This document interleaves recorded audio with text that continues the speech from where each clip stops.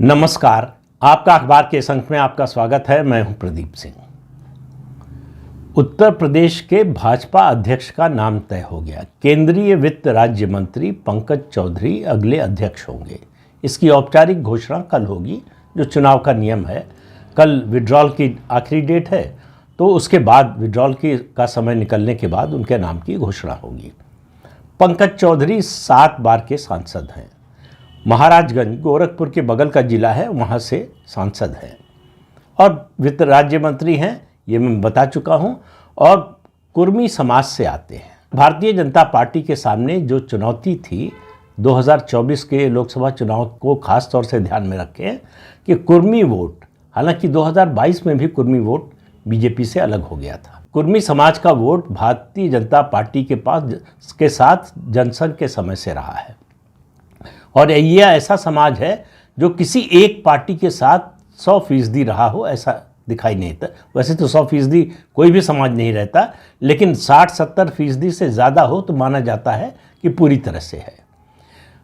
शुरुआत में ये समाजवादियों, यानी मतलब मैं डॉक्टर लोहिया के समय की बात कर रहा हूँ, ये समाजवादी पार्टी के नहीं, उनके साथ था।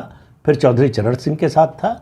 फिर बसपा बनी तो बसपा, भाजपा और सपा, इन तीनों में ये वोट विभाजित होता रहा है। 2014 से इस समाज का वोट बहुसंख्या में भारतीय जनता पार्टी को मिलता रहा है, लेकिन 2022 से ये खिसकना शुरू हुआ और 2024 में पूरी तरह खिसक गया और समाजवादी पार्टी के साथ चला गया।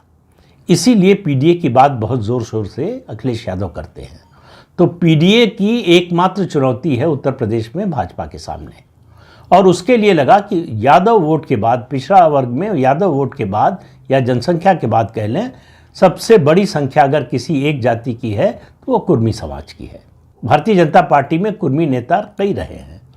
पूर्वी उत्तर प्रदेश की बात करें तो ओम प्रकाश सिंह, इधर अगर अवध में आ जाए तो विनय कटियार, प्रेमलता कटियार, उसके अलावा जो है दूसरी तरफ पश्चिम में चले जाएं तो संतोष गंगवार बरेली से लंबे समय तक सांसद रहे, वो भी 7-8 बार सांसद रहे, केंद्र में मंत्री रहे और अब वो राज्यपाल हैं। उसके अलावा सोनेलाल पटेल, जो बहुजन समाज पार्टी से निकले और अलग पार्टी बनाई, कुर्मी समाज का अलग दल बनाने की कोशिश की, लेकिन उनको कोई चुनावी सफलता नहीं मिली। उनकी बड़ी बेटी हैं अनुप्रिया पटेल, उन्होंने अपना दल बनाया है और भारतीय जनता पार्टी से समझौता किया तो सांसद बनी और केंद्र में इस समय मंत्री हैं। उनकी छोटी बहन, परिवार में विभाजन हो गया है, उनकी छोटी बहन पल्लवी पटेल, आपको याद होगा कि उन्होंने पिछले चुनाव में यानी 2022 के चुनाव में उप मुख्यमंत्री केशव प्रसाद मौर्य को चुनाव हराया था। उनकी अपनी पार्टी है, लेकिन सिंबल नहीं मिला था तो वो सपा के सिंबल पर लड़ी थी। बीच में उन्होंने अभी कुछ समय पहले उत्तर प्रदेश के मुख्यमंत्री योगी आदित्यनाथ की प्रशंसा कर दी। इस कारण समाजवादी पार्टी और अखिलेश यादव ने उनको पार्टी से निकाल दिया, तो वो अब असंबद्ध विधायक है। समाजवादी पार्टी में मुलायम सिंह यादव ने जब बनाई समाजवादी पार्टी 1992 में, उसके बाद से सबसे बड़े कुर्मी नेता, कुर्मी समाज के नेता रहे हैं बेनी प्रसाद वर्मा। लेकिन बेनी प्रसाद वर्मा का प्रभाव भी अवध के बाहर नहीं रहा, पूर्वी उत्तर प्रदेश में नहीं रहा। इसी तरह से अलग अलग पार्टियों में, चाहे आप भाजपा की बात करें, सपा की बात करें या फिर बहुजन समाज पार्टी की बात करें, इन पार्टियों में जो कुर्मी नेता रहे हैं उनका प्रभाव क्षेत्र सीमित रहा है। भारतीय जनता पार्टी ने इसी वोट की तलाश में स्वतंत्र देव सिंह को प्रदेश का अध्यक्ष बनाया था, लेकिन वो सफलता मिली नहीं। स्वतंत्र देव सिंह वो प्रभाव अपने समाज पर नहीं डाल सके, अपने समाज को पार्टी के साथ उस तरह से नहीं जोड़ सके जैसी पार्टी को उम्मीद थी। अब पार्टी को तलाश थी एक कुर्मी नेता की, लेकिन ये तो पार्टी की चुनावी ज़रूरत थी, सामाजिक समीकरण की ज़रूरत थी, एक और समीकरण की ज़रूरत थी, जिसके कारण पंकज चौधरी को चुना गया है। पंकज चौधरी व्यवसायी हैं। उनकी कंपनी एक तेल बनाती है, राहत रू जिसका नाम है, पूर्वी उत्तर प्रदेश में, उधर नेपाल तक वो काफ़ी लोकप्रिय है वो प्रोडक्ट। उसके अलावा उनके बारे में जो लोग जानते हैं वो जानते हैं कि महाराजगंज उनका जो लोकसभा क्षेत्र है उससे बाहर, ज़्यादा से ज़्यादा सिद्धार्थनगर, उससे बाहर वो जाते नहीं। संगठन में उन्होंने इतना, हालांकि 7 बार के सांसद हैं, लेकिन संगठन में कभी काम नहीं किया, न तो राज्य के स्तर पर न राष्ट्रीय स्तर पर। तो संगठन का उनको कोई अनुभव हो, समाज में उन्होंने कोई किस तरह का काम किया हो प्रदेश के स्तर पर, इसका भी कोई प्रमाण नहीं है। तो सवाल यह है कि उनको चुना क्यों गया। एक तो मैंने बताया बड़ा स्पष्ट कारण है कि भाजपा को एक कुर्मी नेता की तलाश थी। भाजपा में आप याद रखिए विनय कटियार भी रह चुके हैं और उनको भाजपा ने बहुत बढ़ाने की भी कोशिश की थी, उनको प्रदेश अध्यक्ष भी बनाया था, लोकसभा चुनाव लड़ाया, राज्यसभा में भेजा। लेकिन संतोष गंगवार की मैंने बात की ही, लेकिन ये सब, इन सब का प्रभाव कुछ क्षेत्रों तक सीमित रहा। पूरे प्रदेश के स्तर का कोई नेता ऐसा नहीं है, किसी पार्टी में नहीं हुआ जिसका पूरे उत्तर प्रदेश के कुर्मी समाज पर असर हो। सब अपनी अपनी पॉकेट्स के बड़े नेता थे, इसमें कोई शक नहीं है। लेकिन पंकज चौधरी के बारे में आप ये नहीं कह सकते कि पूर्वी उत्तर प्रदेश के कुर्मी समाज के बड़े प्रभावशाली नेता हैं या जनाधार वाले नेता हैं। उनके पार्टी में रहते ही, केंद्रीय मंत्री, लोकसभा सदस्य रहते ही 2022 और 2024 में कुर्मी समाज का वोट खिसक गया बीजेपी से। तो बीजेपी को अब लगता है कि कुर्मी समाज से अगर किसी को अध्यक्ष बना देंगे तो उस समाज का वोट मिल जाएगा। राजनीति में ऐसा होता नहीं है। ऐसी कोशिशें होती हैं, कभी सफल भी होती है, ऐसा नहीं कि हमेशा ऐसी कोशिश असफल ही होती है। लेकिन किसी एक समाज के व्यक्ति को केवल पद दे देने से लोग उसके साथ नहीं आ जाते, जब तक कि उस व्यक्ति का या उस नेता का अपने समाज पर प्रभाव न हो, अपने समाज में फॉलोइंग ना हो, अपने समाज में लोकप्रियता ना हो। केवल पद देने से ऐसा हो जाए, ऐसा होता नहीं है। केशव प्रसाद मौर्य उप मुख्यमंत्री रहे 5 साल पूरे, अब भी हैं उप मुख्यमंत्री, लेकिन अपना विधानसभा का चुनाव नहीं जीत पाए। तो केवल पद दे देने से ऐसा हो जाएगा, ये बड़ा मुश्किल होता है। फिर कह रहा हूं, उसकी शर्त ये होती है कि वो अपने समाज में लोकप्रिय हो, उसके समाज के लोग उसको सम्मान की दृष्टि से देखते हों, उसको प्रभावशाली मानते हों और उसमें अपने समाज का भविष्य देखते हों। ऐसी कोई छवि पंकज चौधरी की जब से वो राजनीति में है बनी नहीं। 91 में शायद पहला चुनाव लड़े थे, जीते थे, उसके बाद से जो है उनकी इस तरह की छवि बनी नहीं और उन्होंने ऐसी छवि बनाने की कोशिश भी नहीं की। उन्होंने अपने दायरे से बाहर निकलने की कोशिश नहीं की। इसीलिए आप देखिए कि पार्टी का चुनाव उठाकर देख लीजिए, 1991 से आप 2024 तक पंकज चौधरी को उत्तर प्रदेश के कितने जिलों में, कितने चुनाव क्षेत्रों में, चाहे लोकसभा का चुनाव हुआ या विधानसभा का चुनाव हुआ हो, भारतीय जनता पार्टी ने उनको कैंपेन के लिए इस्तेमाल किया हो। जब 2022 में कुर्मी वोट खिसकने लगा, तब भी 2024 में उनका कोई उपयोग नहीं हुआ इस तरह का। वो अपनी कॉन्स्टिट्यूंसी से बाहर नहीं निकले। तो मेरा मानना है कि वो इसको जो है नकारात्मक अर्थ में मत लीजिए। वो अपने चुनाव क्षेत्र में प्रभावशाली हैं, इसलिए जीतते हैं, लोकप्रिय हैं, इसलिए जीतते हैं। तो अपने चुनाव क्षेत्र से बाहर उनका कोई बड़ा प्रभाव नहीं है, तो इसलिए कुर्मी समाज को वो जोड़ देंगे भाजपा से, जो छिटक गया है भाजपा से, ऐसी कोई संभावना दिखाई नहीं, ऐसा कोई कारण दिखाई नहीं देता। लेकिन पार्टी को लगता है कि जो है ये सिंबॉलिज्म भी राजनीति में वैसे मायने रखता है, इसी से काम चल जाएगा। अगर चल जाए तो बड़ी अच्छी बात है, लेकिन ऐसा होता हुआ दिखता नहीं। तो इसको नकारात्मक अर्थ में मत लीजिए। मैं जो बात कहने जा रहा हूं वो ये कि मुझे लगता है कि कुएं के मेढक को निकालकर भारतीय जनता पार्टी ने समुद्र के पानी में छोड़ दिया है। अब उसका नतीजा क्या होगा, इसका अंदाजा आप लगा सकते हैं। अगर भाजपा को ये काम करना था तो मुझे लगता है कि 2022 के विधानसभा चुनाव के बाद करना चाहिए था, तो पंकज चौधरी को भी समय मिलता काम करने का, लोगों के बीच में जाने का, घूमने का, समाज के लोगों से बात करने का, संवाद करने का, उनकी समस्या जानने का, उसका निदान करने का। अब मुश्किल से 1 साल रह गया है उत्तर प्रदेश विधानसभा चुनाव के लिए। 2-3 महीने पहले एक तरह से जो है चुनाव प्रचार ही बचता है, समाज से जुड़ना या समाज के बीच में जाना, वो सब कार्यक्रम हो नहीं पाता। अभी उनके अध्यक्ष बनने के बाद उनको अपनी टीम बनानी पड़ेगी। टीम बनाने के लिए भी उनको पार्टी हाईकमान का रुख देखना पड़ेगा। पार्टी हाईकमान तय करेगा कि उनकी टीम क्या होगी, उसकी टीम में कौन लोग होंगे। अब उनमें कौन उनके सहायक होंगे, कौन उनके लिए जो है वो काम करेंगे, कौन उनके विरोध में काम करेंगे, किसी को पता नहीं है, क्योंकि हर पार्टी में ऐसा होता है। भाजपा भी उसका अपवाद नहीं है।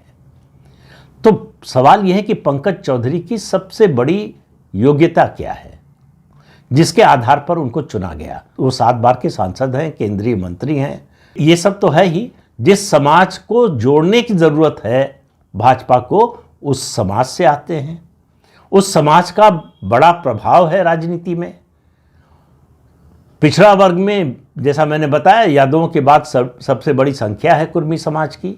ये सब पॉजिटिव बातें हैं, लेकिन मेरा मानना है कि उनके पक्ष में जो पड़ला झुका, उसका सबसे बड़ा कारण यह है कि वो रहते तो गोरखपुर में ही हैं, महाराजगंज से जरूर चुनाव लड़ते हैं। महाराजगंज और गोरखपुर अलग अलग उनको मत समझिए, मतलब आप कह सकते हैं कि जुड़वा है। तो इन दोनों चुनाव क्षेत्रों को अलग अलग करके नहीं देखते। तो गोरखपुर और उसके आसपास के जिलों, खासतौर से अभी महाराजगंज की बात हो रही, तो महाराजगंज की बात करें, पंकज चौधरी योगी विरोधी कैंप के माने जाते हैं। मुख्यमंत्री योगी आदित्यनाथ के विरोधी हैं और उनके लिए समस्या पैदा कर सकते हैं, या समस्या न पैदा करें तो एक पैरेलल पावर सेंटर बन सकते हैं। उनके चुनाव का सबसे बड़ा कारण यही है। पार्टी को इतने लंबे समय से ऐसे व्यक्ति की तलाश थी जो मुख्यमंत्री योगी आदित्यनाथ के सामने खड़ा हो सके, स्टैंड ले सके और उनकी बात जो है मानने से इनकार करने की भी ताकत रखे। तो हाईकमान का पूरा समर्थन है और वो योगी विरोधी राजनीति करते रहे हैं, मतलब उनके लिए ये कोई नई बात नहीं होगी, अस्वाभाविक बात नहीं होगी। उनसे कुछ ऐसी अपेक्षा नहीं की जा रही है जो वो पहले नहीं कर चुके हों। अब सवाल ये है कि ये योगी आदित्यनाथ के लिए तो समस्या हो सकती है, लेकिन मेरा मानना है कि उससे बड़ी समस्या भारतीय जनता पार्टी के लिए होगी। चुनाव से 1 साल पहले अगर आप सरकार और संगठन के बीच में एक खाई पैदा करना चाहते हैं तो इसका नुकसान अल्टीमेटली पार्टी को होगा। दूसरा कारण यह भी नजर आता है कि और मतलब इतनी लंबी तलाश, बड़े लंबे समय से तलाश हो रही थी, कोई ऐसा मिल नहीं रहा था जो मुख्यमंत्री योगी आदित्यनाथ के सामने तनकर खड़ा हो सके। यानी उनके तनकर खड़ा होने का मतलब सिर्फ इतना है कि उनके खिलाफ, उनकी बात के खिलाफ स्टैंड ले सके।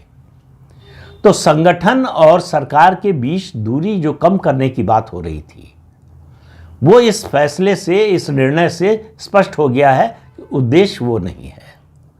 संगठन और सरकार के बीच में खाई या दरार बनी रहे या उसको और चौड़ा किया जाए, इसकी कोशिश है। तो योगी आदित्यनाथ को कमजोर करने के चक्कर में मुझे लगता है कि भाजपा अपने को ही कमजोर कर रही है, क्योंकि इस समय उत्तर प्रदेश में उनसे ज़्यादा लोकप्रिय, उनसे ज़्यादा प्रभावी कोई नेता नहीं है। पूरे देश में उनसे ज़्यादा सफल, उनसे ज़्यादा योग्य कोई मुख्यमंत्री नहीं है। तो भाजपा के पास जो एसेट है उसको लायबिलिटी बनाने की कोशिश हो रही है। तो अगर 27 में जीत गए तो श्रेय किसको जाएगा? जिन लोगों ने रणनीति बनाई पीडीए के काट की, कुर्मी वोट को जोड़ने की, और अगर हार गए या हारने जैसी स्थिति आ गई तो उसका दोष जाएगा मुख्यमंत्री योगी आदित्यनाथ पर। तो चुनाव के बाद क्या होना, क्या स्टैंड लिया जाना है, इसकी तैयारी अभी से हो चुकी है। तो बिसात बिछ चुकी है पार्टी के अंदर। इसमें जो है भाजपा, योगी आदित्यनाथ और राष्ट्रीय स्वयंसेवक संघ, ये जो 3 खेमे हैं, इनके बारे में भी फिर कभी बात करेंगे। लेकिन इस फैसले में इसकी भी भूमिका है और उससे आपको पता चलेगा कि उत्तर प्रदेश भाजपा में हो क्या रहा है, या उत्तर प्रदेश भाजपा में क्या करना चाहते हैं पार्टी के लोग।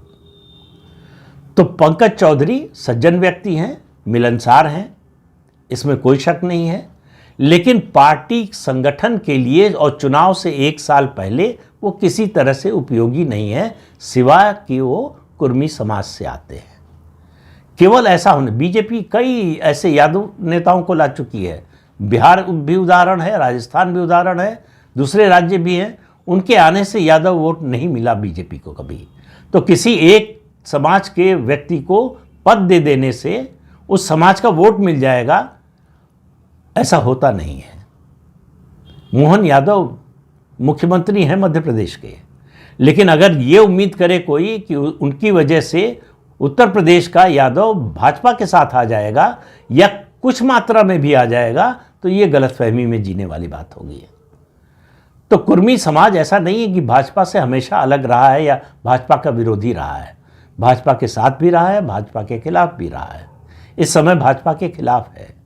और याद रखिए, 7 बार के सांसद पंकज चौधरी के होने के बावजूद ऐसा नहीं कि वो नए व्यक्ति हैं, नए आए हैं, या कोई नया उभरता हुआ नेता है जिनको बड़ा पद देने से उनका कद बड़ा हो जाएगा। ऐसा भी नहीं होने जा रहा है। मेरा मानना है कि एक जुआ खेला है, एक जोखिम लिया है पार्टी ने पंकज चौधरी को प्रदेश अध्यक्ष बनाकर। दूसरी समस्या उनकी जो है, उनका स्वास्थ्य है। वो बहुत ज़्यादा भाग दौड़ नहीं कर सकते, मतलब ज़्यादा दौरे नहीं कर सकते, ज़्यादा कार्यकर्ताओं के बीच नहीं जा सकते। चुनाव से 1 साल पहले ये उनके लिए बहुत बड़ा हैंडीकैप है, और पार्टी के लिए भी। तो पिछला जो अध्यक्ष था वो बोलता नहीं था। ये ऐसे अध्यक्ष होंगे जो न तो बोलेंगे और न सुनेंगे। ये भाजपा के नए अध्यक्ष की खासियत होगी। अब उसका क्या असर होगा चुनाव में? हालांकि भाजपा की स्थिति मेरे हिसाब से उत्तर प्रदेश में बहुत मजबूत है, लेकिन कोई चुनाव जो है आसान नहीं होता है। हर चुनाव मुश्किल होता है, छोटा चुनाव हो, बड़ा चुनाव हो। और जब आप सत्ता में हो तो चुनौती और बड़ी होती है। तो इसलिए जो है, भाजपा ने ये कोशिश नहीं की कि अगर कुर्मी समाज को जोड़ना है तो किसी नए उभरते नौजवान व्यक्ति को पद देकर उसका कद बढ़ाए, भविष्य के लिए एक कुर्मी समाज का नेता तैयार करे। वैसी कोई कोशिश दिखाई नहीं देती। पंकज चौधरी 2029 का लोकसभा चुनाव लड़ेंगे कि नहीं, ये भी किसी को नहीं मालूम है। हो सकता है लड़े, लेकिन उसके बाद क्या? पंकज चौधरी को अगर कुर्मी समाज को जोड़ने के लिए कुछ करना था, और पहले उनको ये जिम्मेदारी दी जानी चाहिए थी। अब ऐसे समय में दी गई है जब उनके पास समय नहीं है। वो कुछ करना भी चाहें तो उनके लिए करना मुश्किल है। एक तरह से उनको बिना लाइफ जैकेट के हवाई जहाज से नीचे फेंक दिया गया है कि बच सको तो बचो। अब देखना है कि वो खुद बचते हैं, पार्टी को बचाते हैं, या दोनों को बचा पाते हैं, या दोनों को डुबो देते हैं। ये आने वाला समय बताएगा, और समय जो है बहुत दूर नहीं है। वो फरवरी मार्च में उत्तर प्रदेश विधानसभा का चुनाव होने वाला है। तो आप समझ सकते हैं कि पंकज चौधरी के पास समय कितना है अपनी योग्यता दिखाने का। तो इस अंक में इतना ही। अगले अंक में फिर मिलेंगे किसी नए मुद्दे के साथ। तब तक के लिए अनुमति दीजिए। आपसे अनुरोध है कि चैनल देखिए, शेयर कीजिए, लाइक कीजिए और सब्सक्राइब जरूर कीजिए। नमस्कार।